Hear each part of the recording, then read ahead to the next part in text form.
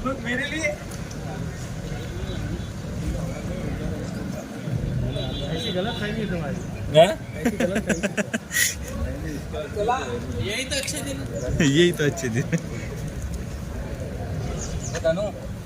आने और sir frame है ना, थोड़ा फ्रेम है ना, मदद कर सर, फ्रेम है ना तैयारी बाद में दे दो। ठीक है जरा ध्यान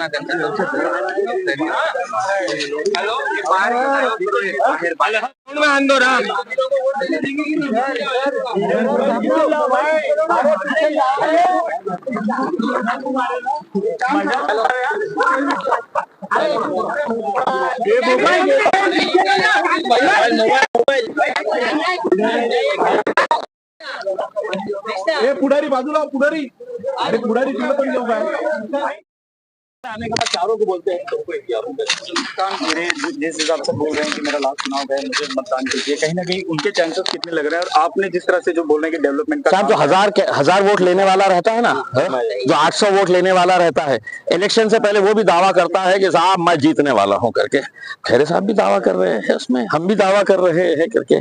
जनता तय करती है कि कौन मेरे जिले का प्रतिनिधित्व लोकसभा में जाके करेगा करके उसमें। अब वो जनता आज शाम में तक किसको बनाएगी यहाँ का जिले का प्रमुख, ये जनता हिंदू मुस्लिम करने की भी काफी बात हुई, जिस तरह से जो नहीं साहब, मैं इस बात से इत्तेफाक इसलिए नहीं रखता हूँ कि शहर की पहचान हुआ करती थी कि इलेक्शन आते थे तो इलेक्शन के अंदर कभी भी मुद्दों की बात नहीं होती थी, ना पानी का जिक्र होता था, ना सड़क का होता था, ना रोजगार का होता था, ना रेल एयर बस कनेक्टिविटी का, कुछ नहीं मुद्दा होता था। मुद्दा यही होता था कि हे हिंदू मुसलमान, मुसलमान हिंदू, हे मंदिर, हे मस्जिद, शहर का ये नाम होना या ये नाम होना करके उसमें तो आपको भटका के रखा जाता था उसमें। अब 2019 के अंदर जब हमने आए तो हमने कहा कि नहीं, अब हम है तो काम के बारे में ही बात करेंगे। तो आज मुझे इतनी खुशी है कि जिस शहर की पहचान सिर्फ जाति धर्म और मजहब के मुद्दों के ऊपर चलती थी, आज लोग थोड़ा पानी का भी जिक्र कर ले रहे हैं, बोल रहे हैं कि मेरे को अच्छा हॉस्पिटल प्रोवाइड करके दे दीजिएगा। तो बदला है सर, और ये बदलने के अंदर ये जो यंग जनरेशन है जो सोशल मीडिया के ऊपर सब देख रही है, सब देखती है कि इम्तियाज जलील ने लोकसभा के अंदर क्या मुद्दे उठाए हैं करके उसमें, यहाँ पे उन्होंने विकास के क्या क्या काम किए हैं करके, उनको सोशल मीडिया के ऊपर पूरा अवेयरनेस होता है। तो कोई आके अगर ये बोल डालेगा कि साहब मैंने ये किया मैंने वो किया, तो पता नहीं, आप गप्पे मत मारिएगा, उसमें हमें सब पता है करके। ठीक है सर। छोड़ने की क्या जरूरत थी आपको? मुझे ये बताइएगा कि आपने इतना अच्छा काम किए हैं तो जिस मंत्री के बारे में, जिस नेता के बारे में, राष्ट्रवादी कांग्रेस के बारे में आपने कहा था कि नेचुरली करप्ट पार्टी, और जिसके नेता के बारे में कहा था कि इसने 70,000 करोड़ का घोटाला किया है, उसके 8 दिन के बाद उसे अपने पक्ष में लेके आ जाते हैं, उसे उप मुख्यमंत्री बना देते हैं करके। तो देखिए, आप जनता को इतना बेवकूफ मत समझिएगा। बीच चुनाव में औरंगजेब फिर से जिंदा हो गया, इसका फायदा किसको पहुंचेगा? देखिए क्या है कि अब ऐसे बातों के ऊपर कोई ध्यान नहीं देता है, इसमें फजूल के मुद्दों के ऊपर कोई बहुत ज़्यादा ये नहीं करता है, क्योंकि हर आदमी को ये चाहिए यार मेरे घर में पानी आ रहा है क्या नहीं, मेरे घर के सामने की रोड बनी हुई है क्या नहीं। ओवैसी साहब ने कहा कि इसी डाइवर्जन होने के चांसेस है, लेकिन खुद ओवैसी साहब ने कहा कि मुझे यहाँ पे जो दफना दिया जाए, ये जमीन से मुझे जो है खास रिश्ता है। तो उन्होंने क्या गलत किया? आप मरने के बाद कहाँ वो होना चाहिए, आपका अंतिम संस्कार कहाँ होना चाहिए, आप तय करेंगे ना। मुद्दों पे ध्यान उन्होंने क्या बोले हैं?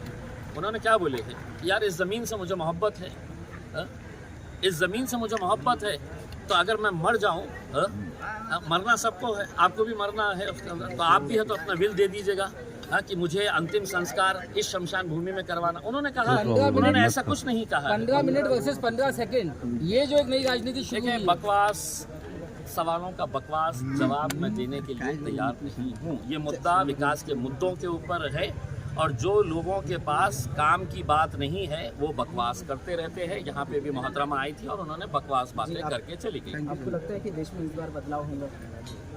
देखिए, लोकशाही को अगर मजबूत रखना है तो सरकारें बदलती रहनी चाहिए। लोकशाही का सबसे बड़ी ताकत जो है कि आपके पास एक स्ट्रांग अपोजिशन होना चाहिए। अगर एक ही सरकार बार बार आती रही तो वो जनता को टेकन फॉर ग्रांटेड लेती है इसमें। तो सरकारें जब बदलती है तो बदली हुई सरकार, विपक्ष जो रहता है वो चुस्त रहता है कि अगले टाइम मुझे भी उठा के फेंक डालेंगे करके, तो वो जनता के हित में काम करती है। मेहनत किया है, 5 साल आपके बीच रहे हैं इम्तियाज जलील। अब आपका फर्ज है कि एक दिन जब आप जो सिलसिला हमने 2019 में शुरू किया था उसे हम आगे ले जाएंगे। इम्तियाज जलील की निशानी है पतंग, बटन नंबर है 7। अगर आपको उनका काम अच्छा लगा, उनका स्वभाव अच्छा लगा तो बिल्कुल उन्हें वोट दीजिए। बस टफ वफ कुछ भी नहीं है, मेहनत किया है 5 साल, लोग वोट देंगे। आप देखेंगे ये टाइम की ऐसे ऐसे लोग वोट देंगे जिन्होंने सालों से सोचा नहीं होगा कि यहाँ पर एक मुस्लिम खासदार चुनकर आएगा और वो मुस्लिम खासदार लोगों के लिए काम करेगा। एक इमेज के अंदर परिवर्तन हुआ है लोगों के अंदर, तो हमें खुशी इस बात की है कि आज हमारे साथ सारे समाज जुड़ चुके हैं। तो जीत इंशाल्लाह लिखी हुई है और करने वाला तो ऊपर वाला ही है। भाई आपका फर्स्ट वोट है, क्या कहेंगे आप? मेरे 2 एक्साइटमेंट है। एक तो मेरा फर्स्ट टाइम वोटिंग है तो मैं उसके लिए एक्साइटेड हूँ। दूसरा कि ऑफ कोर्स वापस कंटेस्ट किए वापस एमपी इलेक्शन के लिए, तो मैं सबसे रिक्वेस्ट करता हूँ कि जितने लोग हैं ज़्यादा से ज़्यादा वोटिंग करें। देखने वाले देखेंगे जितना भी डेवलप किया है। मुझे बस इतना पता है कि हम लोग ने धर्म गेम पे नहीं खेला है। This is all about development. अगर डेवलपमेंट में लोग बिलीव करेंगे तो वो फिर पक्का इम्तियाज जलील को वोट देंगे।